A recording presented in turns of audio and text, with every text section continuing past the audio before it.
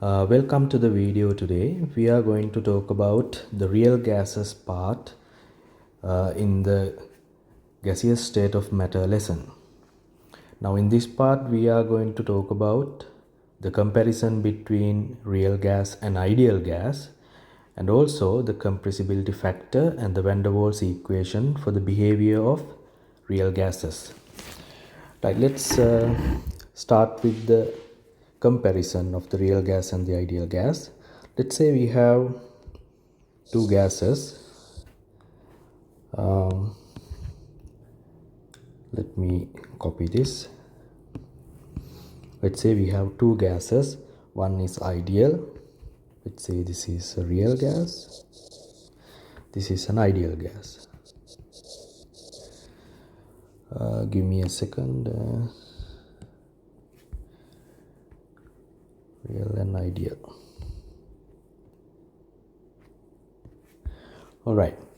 Now let's say the parameters that which governs the behavior of a gas are pressure, volume, number of moles, and the temperature. Let's compare these first.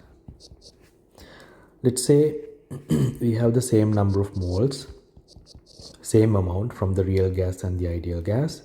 Let's say the temperature is the same and volume is also the same. Now if I ask you a question,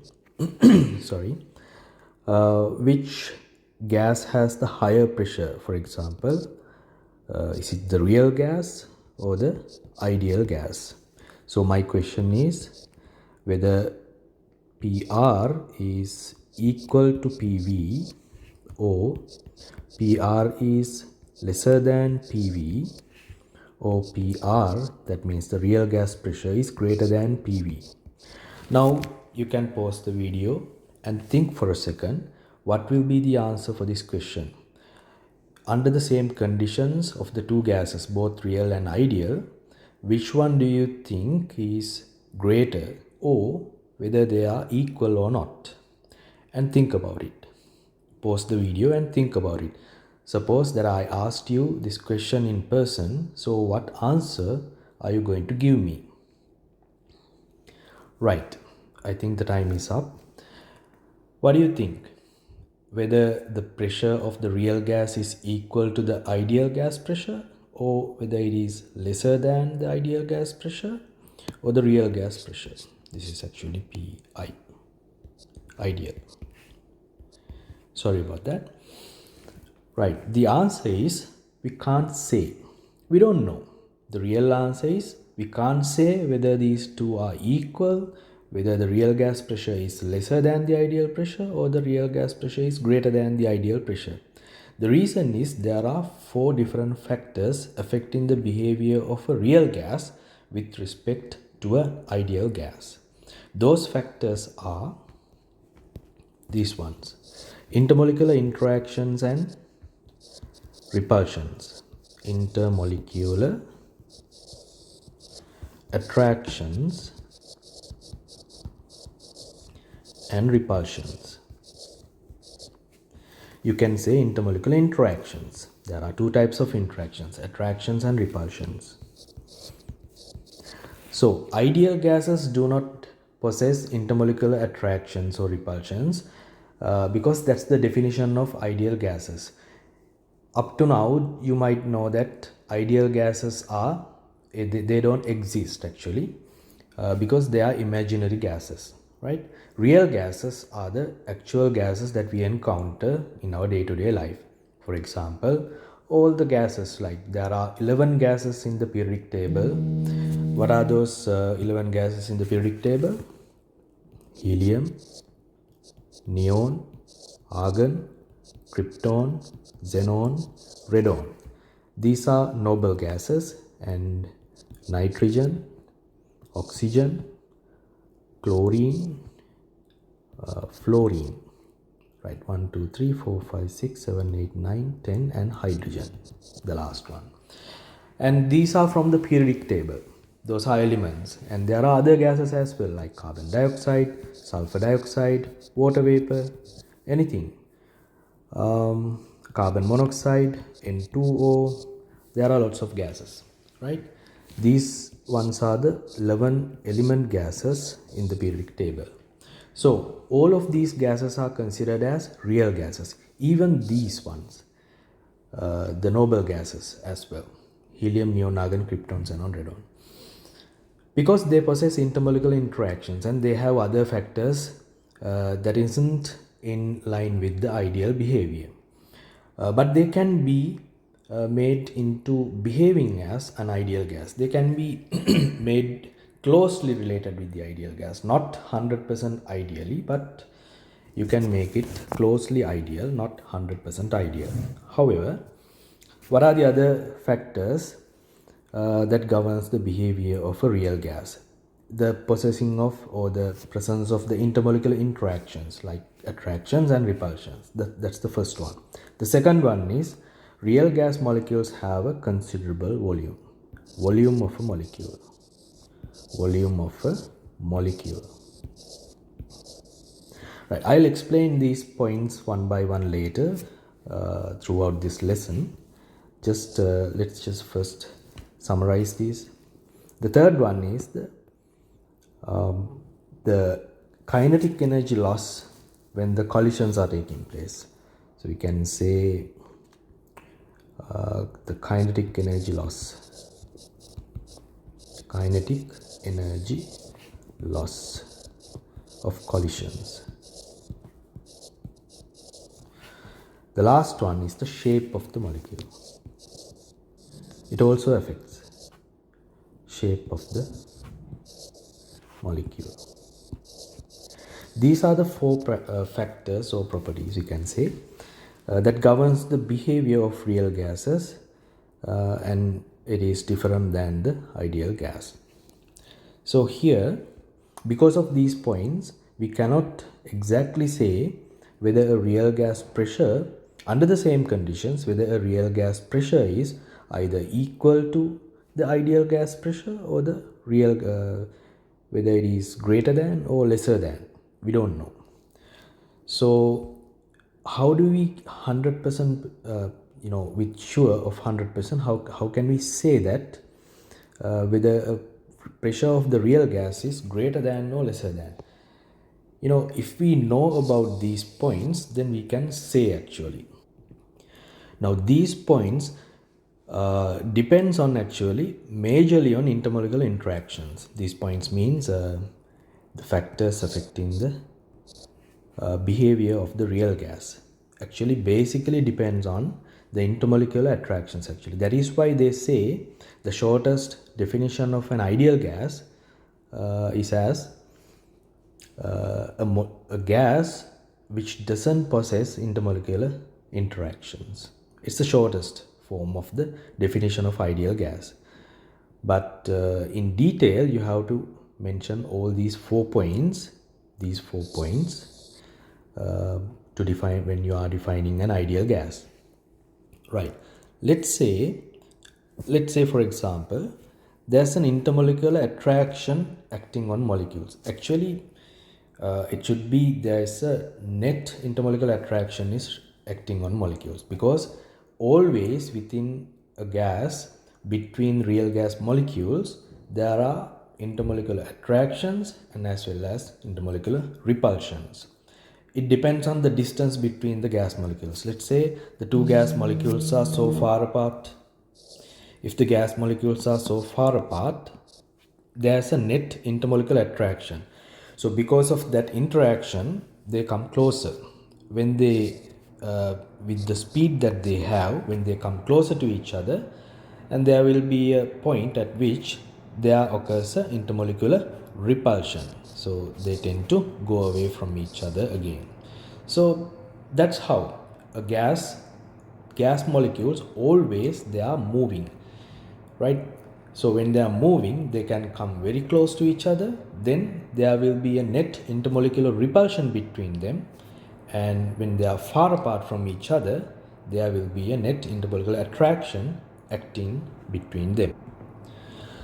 So now you know when intermolecular attractions are acting and when intermolecular repulsions are acting. Actually, intermolecular attractions, repulsions are always there, but there will be a net intermolecular attraction at some point and intermolecular repulsion at some point. So under which conditions that happens? Actually, it depends on the pressure. Pressure means the volume actually.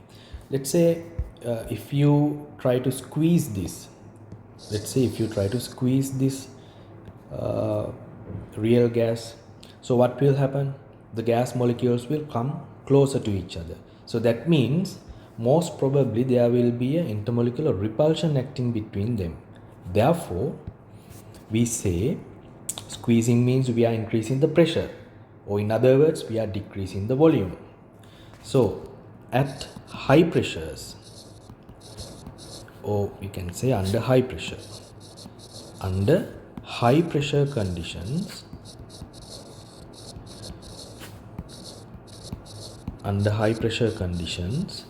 in other words low volume conditions, there will be a net intermolecular repulsion.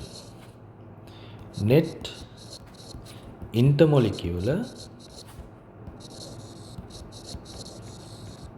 repulsion. This whole lesson actually about the real gases, the whole lesson is based on these 2 points. Whether there is a net intermolecular interaction acting between the molecules, or whether there is a repulsion acting between the gas molecules. Net intermolecular repulsion is acting. I hope that you can understand that. Then the opposite of that, the reciprocal, or the other way, under low pressure conditions,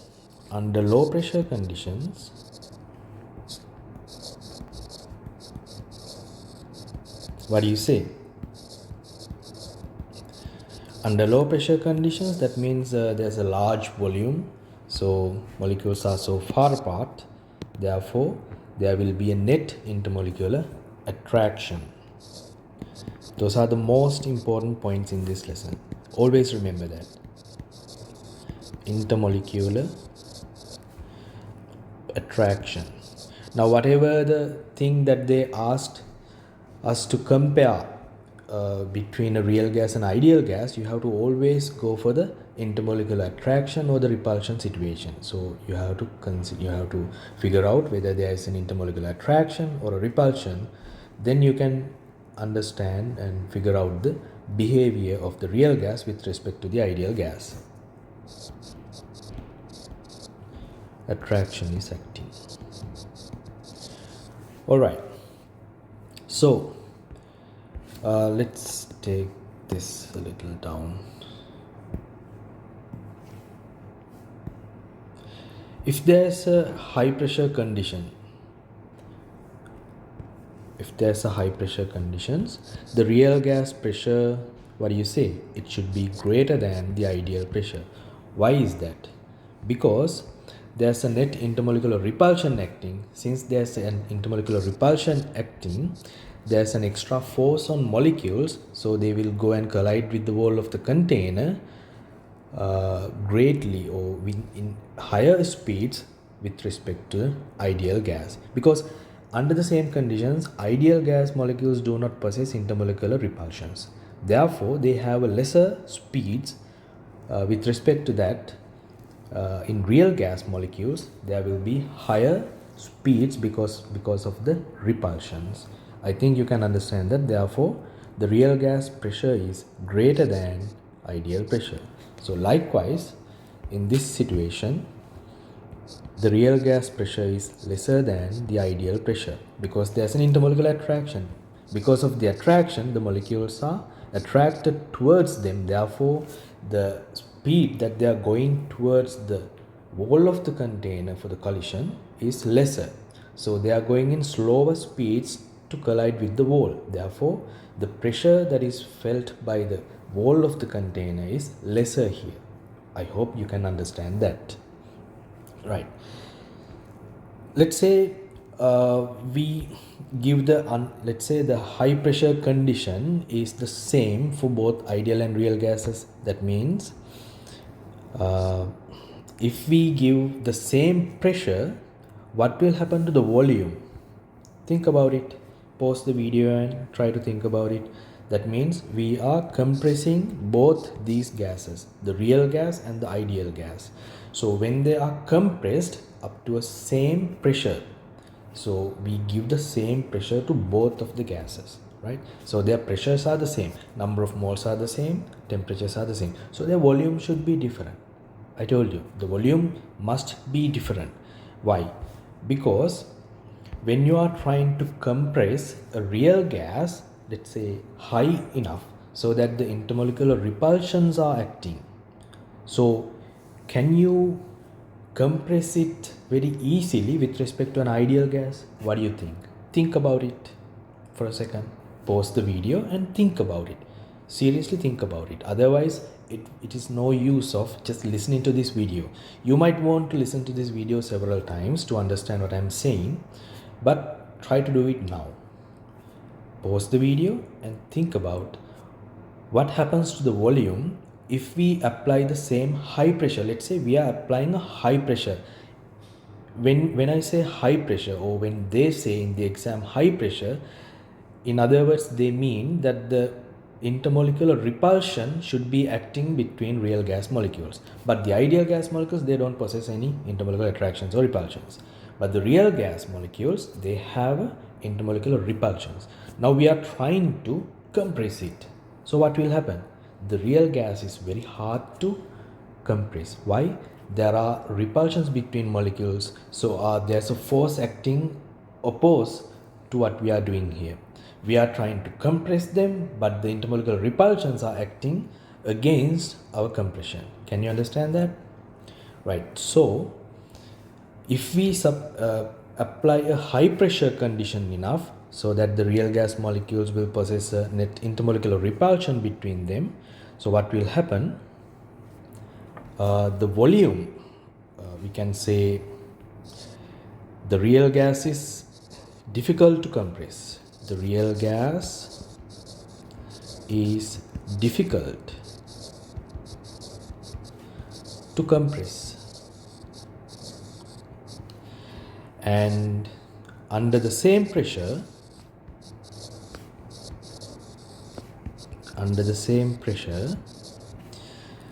the volume will be greater. Why? Because it is hard to compress, so the decrease of the volume will be lesser with respect to the ideal situation. Since there's no intermolecular repulsions between ideal gas molecules, it will be easily compressed.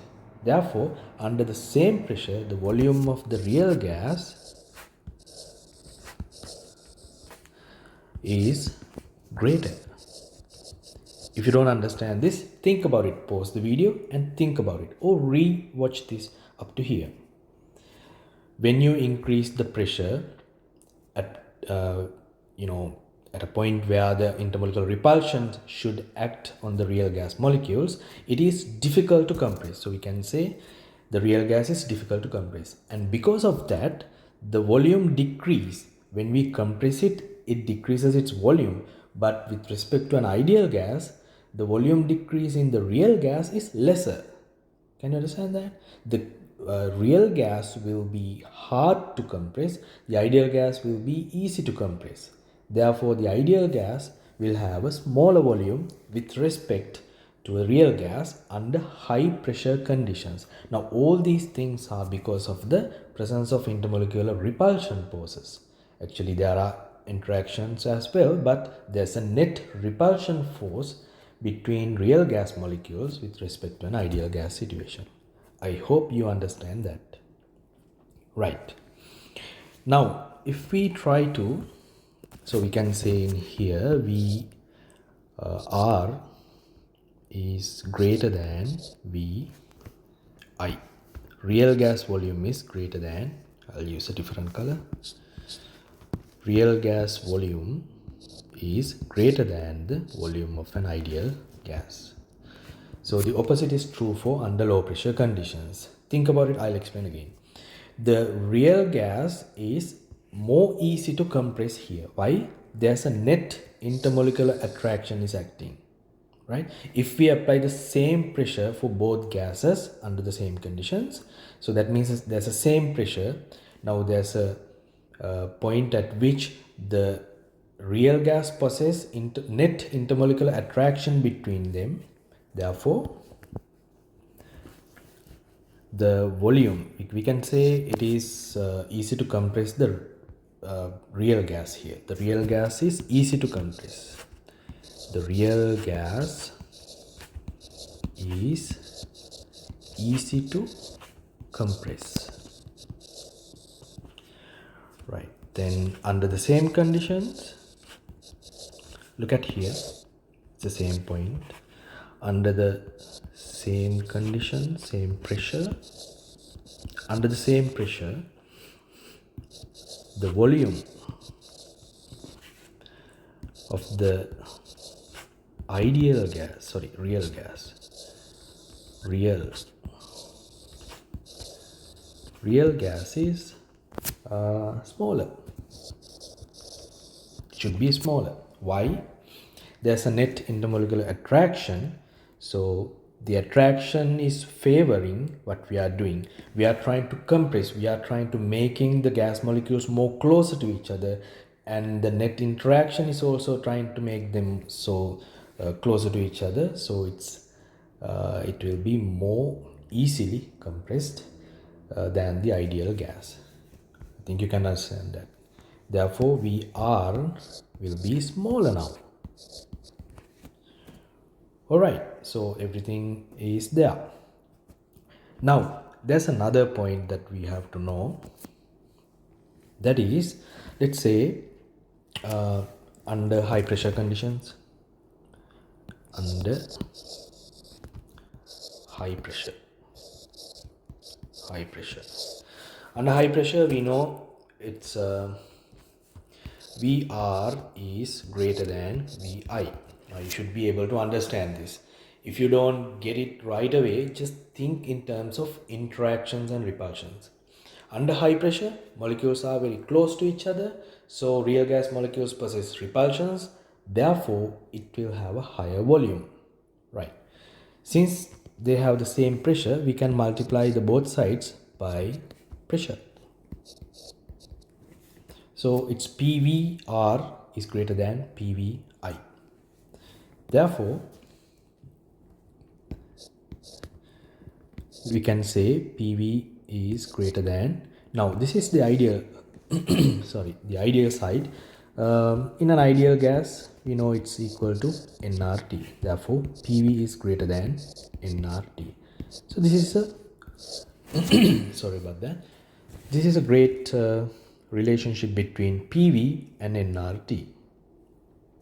Or you can say PV over nRT is greater than 1.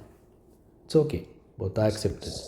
Right, PV is greater than nRT. Now, the most important thing to remember here is this is the real gas. In this particular situation, this is the ideal gas. It's always comparison. Ideal gas. If someone asks, what if this gas was ideal? Then it is equal to nRT. So it's nRT equals nRT. Then, under low pressure conditions. So under low pressure conditions, now we know the relationship. The real gas volume is lesser because there's a net intermolecular attractions. The molecules are trying to get closer to each other. We are also trying to make them closer to each other. So it will get easily compressed with respect to an ideal gas. Therefore, the volume of the real gas will be lesser than the volume of the ideal gas. Since we are applying the same pressure, we can multiply the both sides by the same pressure. Let's multiply P. Right. Therefore, this side will be PV is less than, since this is the ideal part here, it's equal to nRT. So PV is less than nRT. Now, if in the exam, if they ask the PV of an ideal gas, PV of a real gas is lesser than nRT, that means there's a net intermolecular attraction is acting on the molecules, or we can say it's under low pressure conditions. That's the idea. Now, in the under low pressure condition means actually the normal condition as well. You don't have to specifically say it should be under low pressure condition, but under high pressure condition you have to specifically mention that. Generally the gas molecules are, since they are moving all around, randomly, it's kind of under low pressure condition. So it's under low pressure means both low pressure and normal pressure, normal atmospheric pressure. All right, so PV is less than nRT. So here also this is the real gas part, this is the ideal gas part. It's not an equation, it's just an expression. Ideal gas. All right, now we know the relationship between PV and nRT. It's not the same gas, it's comparison between two gases. Then our next topic is compressibility factor. It's easy to understand. Compressibility factor. It's denoted as Z. The compressibility factor. Now what is compressibility factor? You can pause the video and think about it. Now in the above part we discussed about the compressing. We are compressing the gas. The real gas is compressed, the ideal gas is compressed, and we compared them under different conditions, under high pressure conditions and under low pressure conditions. Low pressure condition behavior is the same as the normal pressure condition. Normal pressure means the atmospheric pressure, right? So compressibility factor means if we try to compress a particular gas, what will be the volume of it with respect to the ideal gas. So how do we express that? The volume of the gas divided by volume of the ideal gas.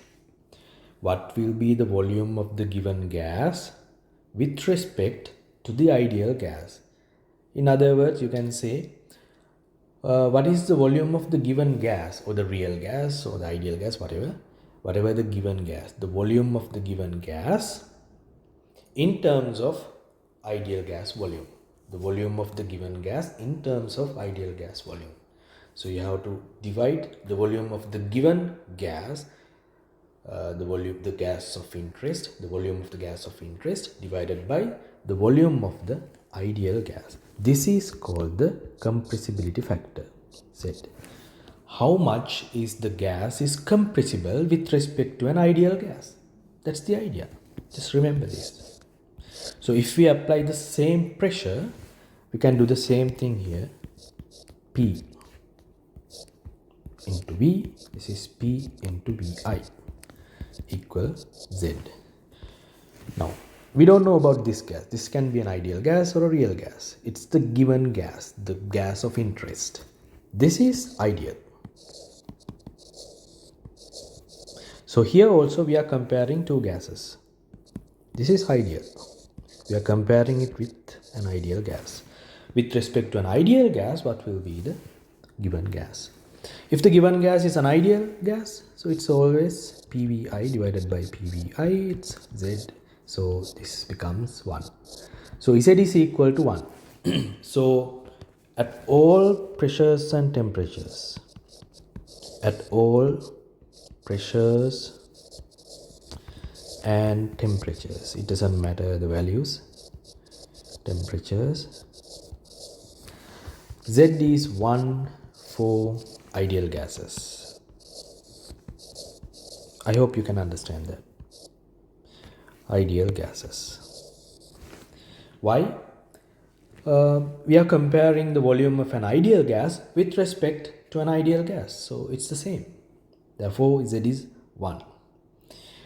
Now the problem comes with the real gases. So real gases, we have to mention whether the condition is high pressure or low pressure. Why? Because under high pressure conditions, there's a net intermolecular repulsion acting between the gas molecules. Under low pressure conditions, there is a net intermolecular attraction acting on gas molecules, right? So under high pressure, here you have to pause the video and think about it for a second. What will happen to the Z value, whether it will be greater than 1 or lesser than 1?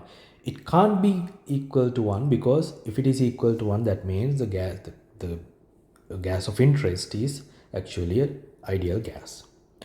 So for a real gas, if it is under high pressure, what is the meaning of that? High pressure means net repulsion. Net repulsion. They don't like to be very close to each other. There's a net repulsion acting. Right. If there's a net repulsion, we know VR is greater than VI. Right? This is the relationship. So let's divide it by VI. Both sides are divided by VI. So this gets cancelled off. This is Z. Z is greater than 1. See? Under high pressure conditions, the compressibility factor is greater than 1. So in real gases, Z is greater than 1 under high pressure conditions. Under low pressure conditions, you can figure that out. Under low pressure conditions, VR is smaller than VI. Why is that? Under low pressure conditions, there's a net attraction.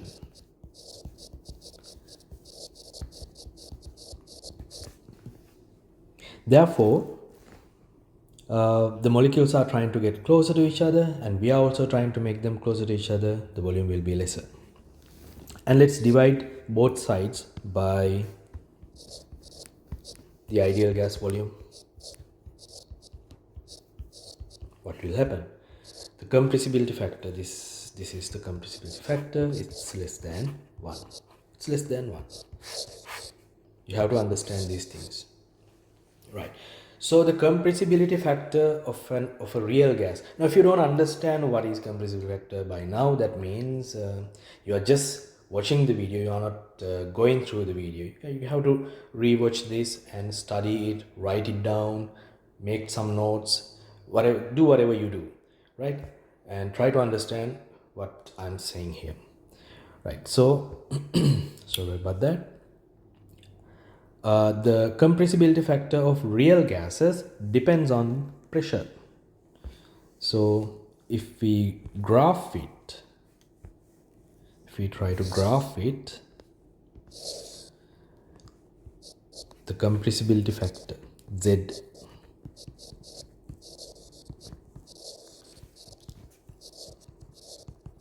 compressibility factor, it varies with the pressure.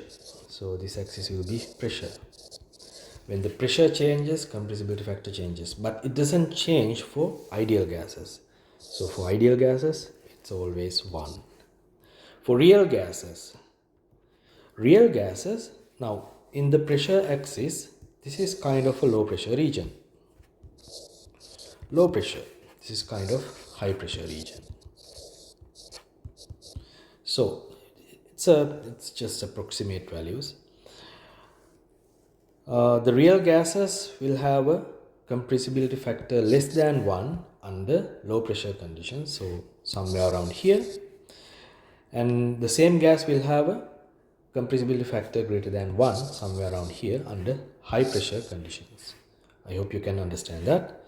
So the graph will look like this.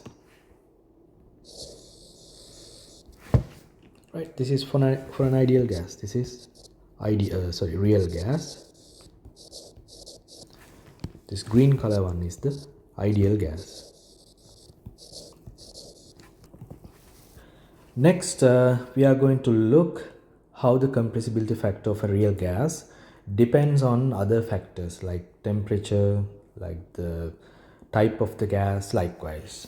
For that, we need some other points as well. For example, there are situations where real gases can behave ideally.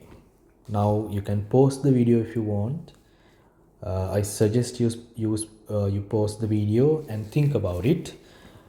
Under which conditions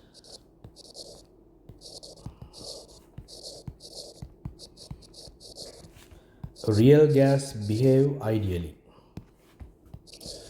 A real gas behave ideally. Just take a few moments and pause the video and think about it. Under which conditions a real gas can behave ideally? Right. I think by now you might have some ideas, but check whether it is correct or wrong. Now, what's the definition of ideal gas? The shortest definition, the short form of the definition is an ideal gas is a gas which doesn't possess intermolecular attractions or repulsions. Right. So that's the most affecting part. Therefore, if we can make a real gas without any intermolecular attractions or repulsions, we make the gas where the intermolecular interactions or repulsions are not there. But theoretically we can do that, but practically we can't, because even though how much they are farther apart, they will have a slight interaction between them. So there's always intermolecular attractions, but when they come very close to each other, there will be repulsions as well. Most of the time, the molecules will possess intermolecular attractions. But if the intermolecular attractions are negligible enough, we can consider them, they are not there. Therefore, how can we make a real gas without any intermolecular interactions? The actual answer is we can't, but let's suppose that we can make them negligible. How do we do that? So we have to make them so far apart. Try to understand what I'm saying here. If the molecules, if two gas molecules are so far apart, they are not able to make any interactions. The interactions are so weak that is negligible. Can you understand that? That means a large volume. In other words, low pressure. So the first condition will be very low pressure. Try to understand that.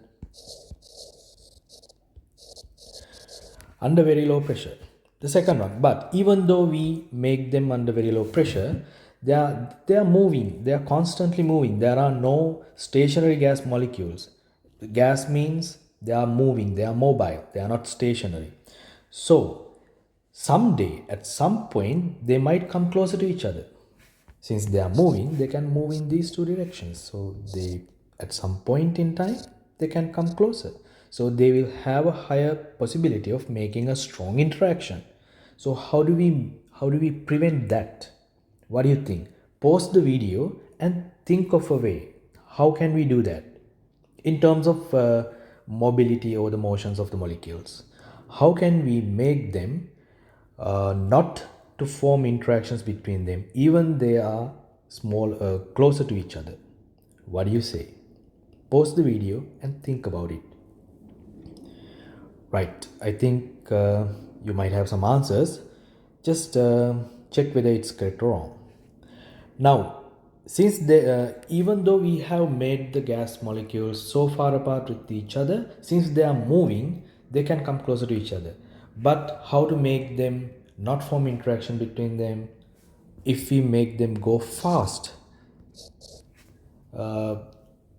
between them, if we make the gas molecules go faster, they don't have enough time to make interactions. Can you understand that? So how do we make the molecules go faster? How do we increase the speeds or the velocities of the gas molecules? By increasing the temperature. So the second condition is at very high pressures. Very high, not pressures, temperatures, high temperatures. By increasing the temperature. I think you can understand that. So under very low pressure, the gas molecules are so far apart, they can't form interactions. Literally they can, but the interactions will be negligible. Therefore we can say there are no intermolecular interactions, but at some point they can come closer to each other, and at that point they can form interactions. But if we have increased the temperature, their speeds are very high, so they don't have enough time when they are passing by to form interactions between them. So that means the gas is almost behaving like ideally. It's almost, the word is important. The real gases cannot be made ideal ever, but we can make them behave ideally, closer to the ideal situation. Can you understand that? So that's important. All right. So both of these situations must be met. These conditions must be met. All right. So that's how a real gas is made behave ideally. Now I told you there are other points as well. But the effect of these points are not that strong like the first point. First point is this one. So the intermolecular attractions and repulsions acting on the real gas molecules is the one which is strongly deciding the real gas behavior. But these ones as well, but their effect is very much lesser. The next one is the size of a molecule. If the molecule is very big, then it can form lots of interactions. If the molecule is bigger, lots of interactions can be formed. Therefore, it's going away from the ideal behavior. So we have to consider smaller molecules. So what do you say? When you think about gases, even if we put these gases under these conditions, some real gases will behave more closer to the ideal situation. Some gases will behave less or far apart from the ideal behavior, even if we made them under low pressure and very high temperature conditions.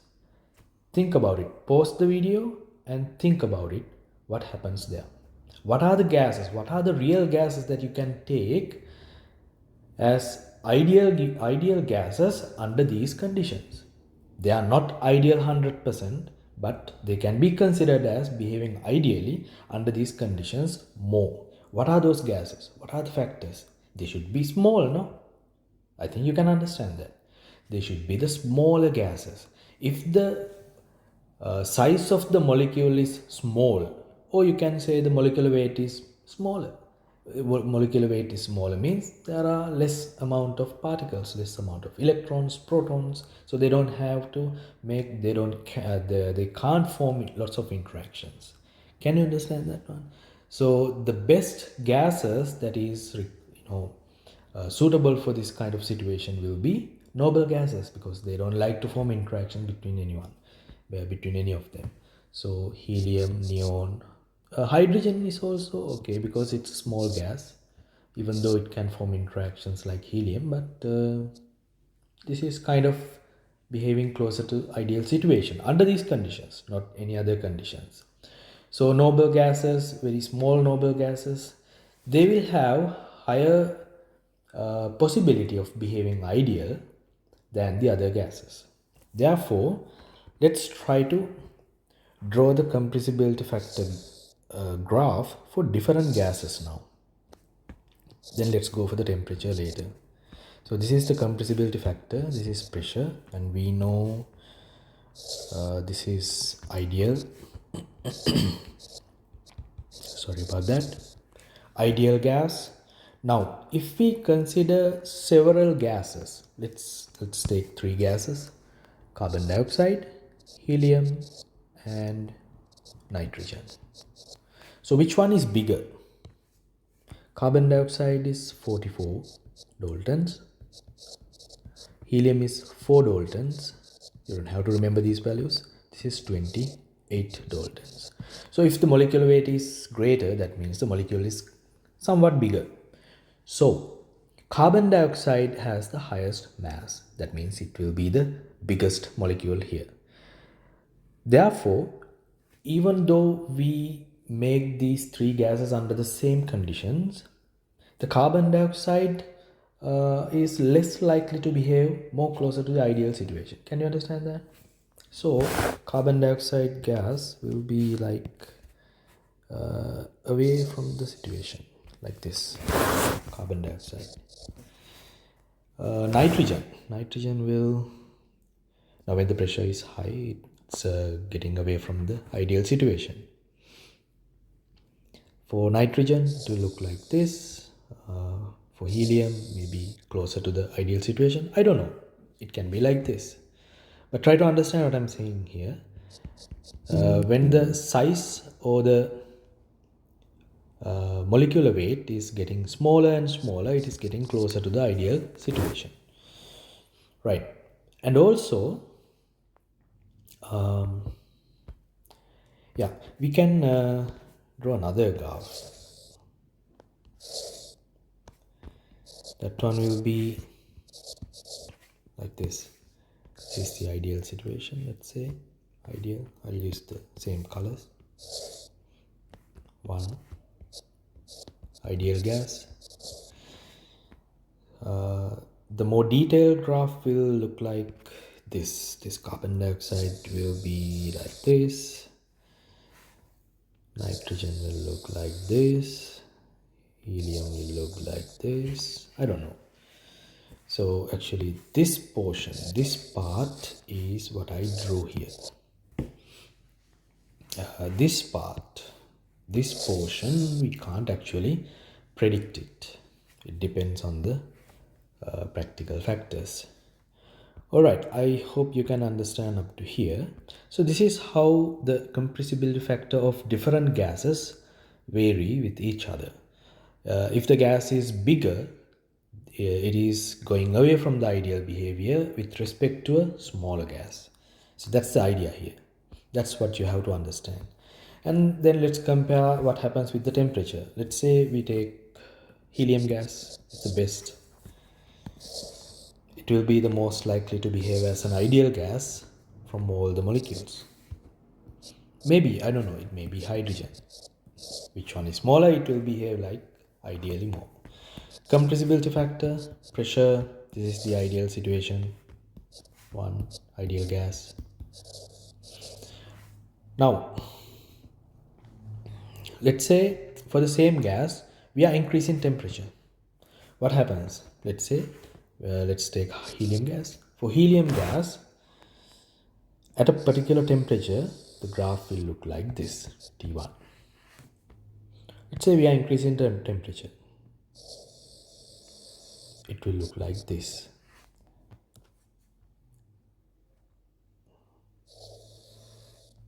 T3. What do you say?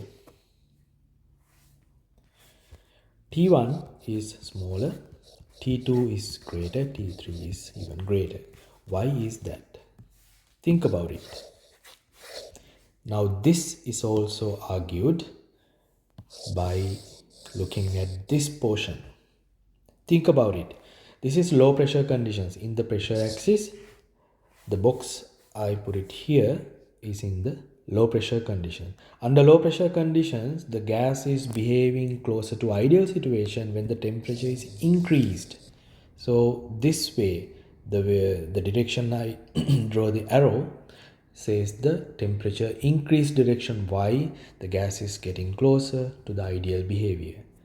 Can you understand that? Let's just erase this. So that is why I say T1 is lesser than T2, T3 is greater than all the temperatures. So when the temperature is getting increased, it becomes closer to the ideal behavior. So this compressibility factor is getting closer to 1. All right. Again, here this portion, we don't know how it changes. It depends on the gas. Now, there's another point that I have to emphasize here. That is, there's a particular situation where the behavior of the compressibility factor goes like this.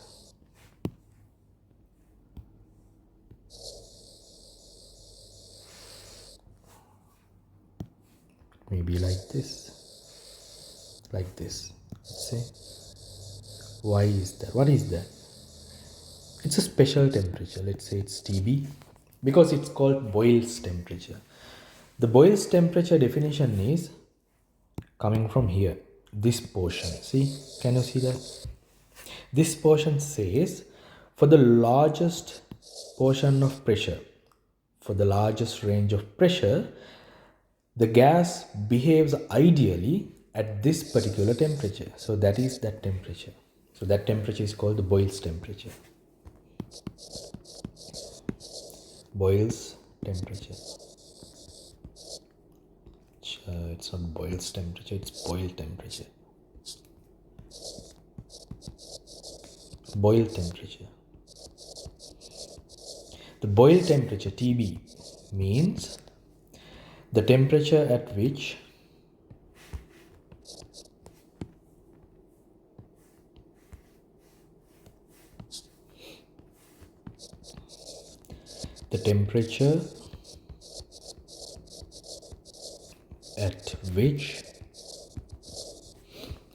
a real gas behave ideally for a largest range in pressure. Can you understand that? The temperature at which a real gas behave ideally for a largest range in pressure. See this portion. The largest range in pressure, it behaves ideally. That's a special temperature.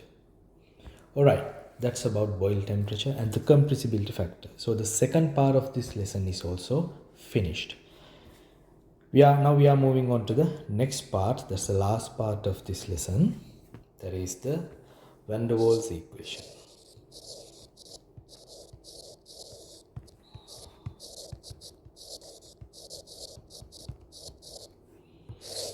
Right.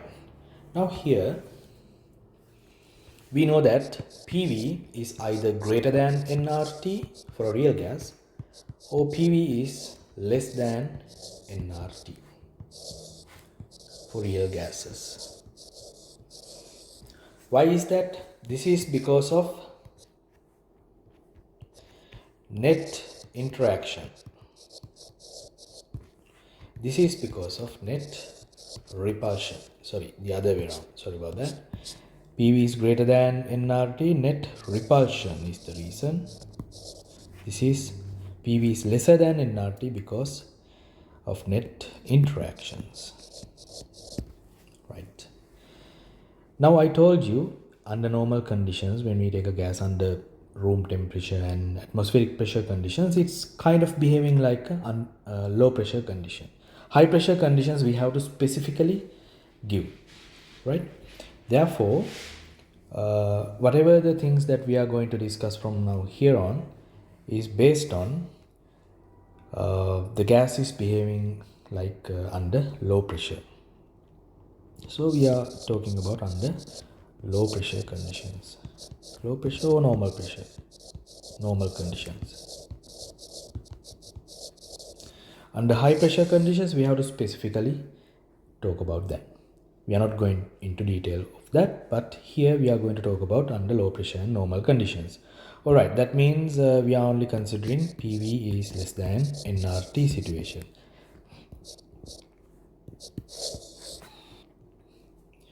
Now, why PV is less than nRT or why is PV less than nRT?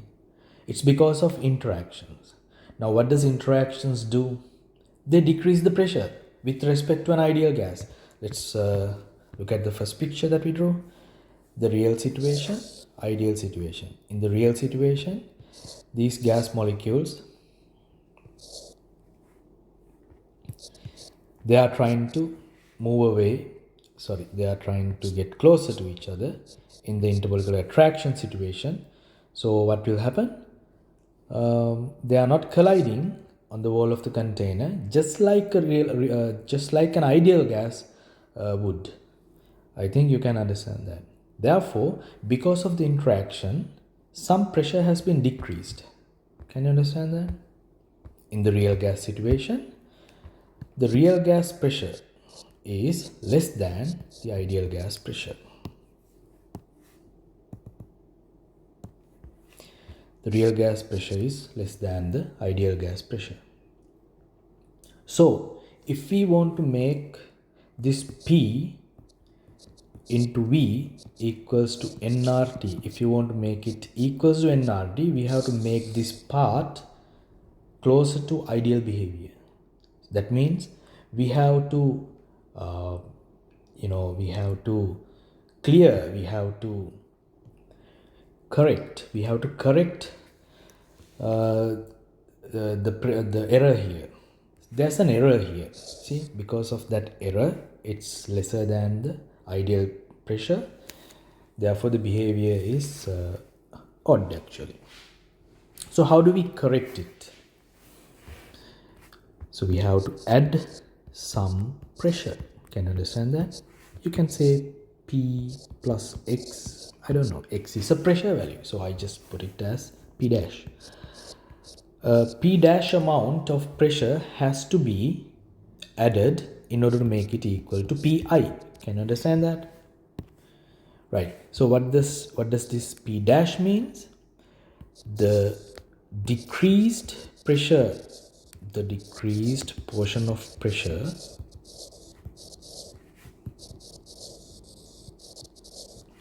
due to attractions, intermolecular attractions.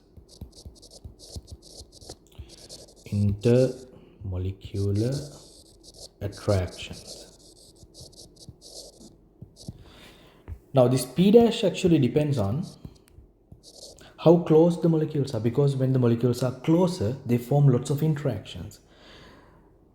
In terms of parameters, which parameters governs how closer these molecules are? It's the concentration. So P dash is actually depending on the concentration. The actual term is concentration squared. When the concentration square, it is directly proportional to the concentration square. When the concentration is high, this P dash is going to be higher. That means lot of pressure will be decreased. Can you understand that? Now this is for under low pressure conditions only. Under high pressure conditions, it will be the other way around. Alright, I hope you can understand that, or just rewatch this, or you can put a comment, you can ask questions and I'll explain. So P dash will be directly proportional to the concentration. Why? It says how close the molecules are, how concentrated the molecules are. When they are close enough, they form lots of interactions. So that means a greater portion of pressure will be decreased due to a lot of interactions. Can you understand that? Right. Then in gas laws lessons, we don't use concentration terms very often, but we use number of moles and volume. This is concentration. N equals CV, or you can say C equals N over V. Number of moles divided by volume. So we can say P dash is directly proportional to N squared over V squared. Now this is a relationship, so how do we make it an equation? Just by putting an arbitrary constant. So how do we do that? P dash equals, just put an arbitrary constant A, N squared over V squared.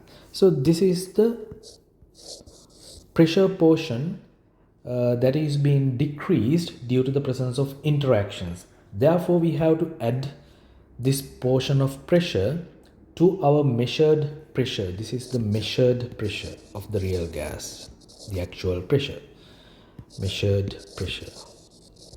So if we know the pressure of a real gas and if we know the P dash, we can make it PV equals nRT, but we have to correct the volume as well.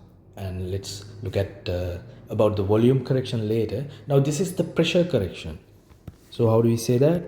Therefore, the pressure correction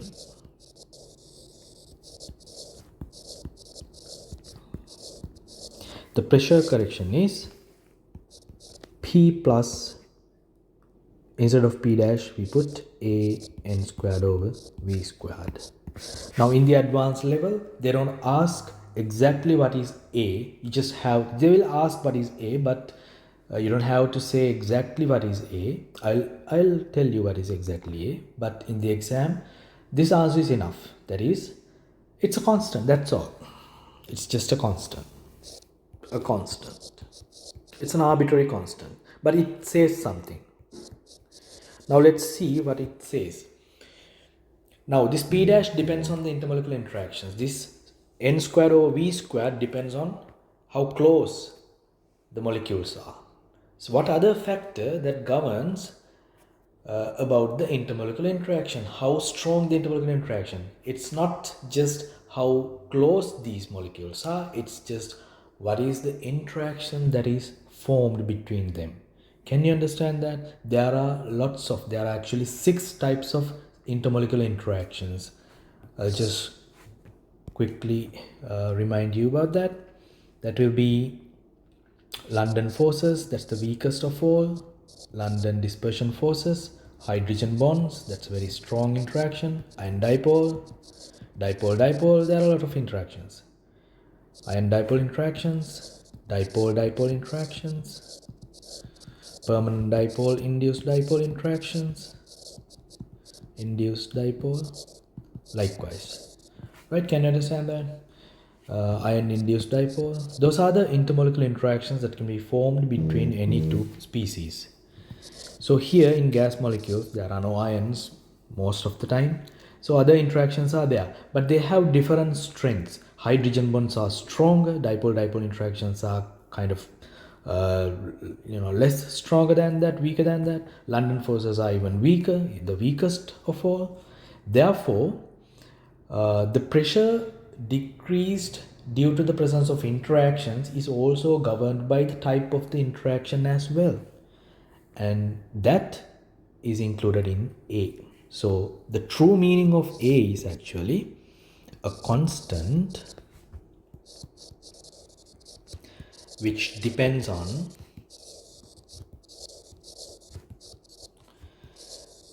the type of the intermolecular interaction. Type of the intermolecular interaction.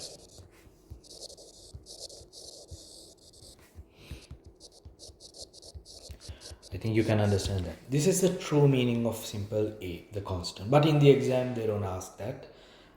They don't expect that. You just have to write it's a constant. That's all. That's enough. Right. So that's the pressure correction. So let's go for the volume correction as well, because the equation contains both P and V. Now we are going to make it equal to nRT. Now we corrected the pressure error. Now we are going to correct the volume error. Now, because of bigger gas volumes, the volume of the molecule, they will form more interactions. That is why they are behaving less and less ideally when the gas molecule become bigger and bigger.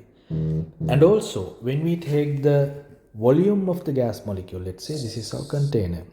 Generally, the volume of a gas is the volume of the container. But the problem is, for real gases, if the gas molecules are bigger enough, we can't take V as the volume of the gas. Why? Because the gas molecules itself occupies a smaller portion of that V. So if we take V as the volume of the real gas, there's an error. It's not right, it's wrong. It's actually error. It's erroneous. So how do we correct it? This V is a bigger value. So we have to subtract some volume from here. This pink color volume, you have to subtract. Then we get the actual volume of the gas. The volume that is left for the behavior, the volume left for the exertion of pressure inside the container by the gas molecules. So we have to subtract a volume amount, a portion of volume from the container volume. Then it will be equal to the ideal volume. Can you understand that? Try to understand that. So this is the real gas volume. It is actually wrong, because if it behaves as an ideal gas, the actual volume should be VR minus V dash. V dash is this pink color portion, V dash. So V dash depends on, it's easy to understand, it depends on the number of moles, number of molecules or number of moles. The term we use is number of moles, therefore we use N. V dash is directly proportional to N, and let's make it an equation just like before. Let's take B, simple B as a constant. It's an arbitrary constant. You just have to say it's a constant. They don't ask the exact idea of B,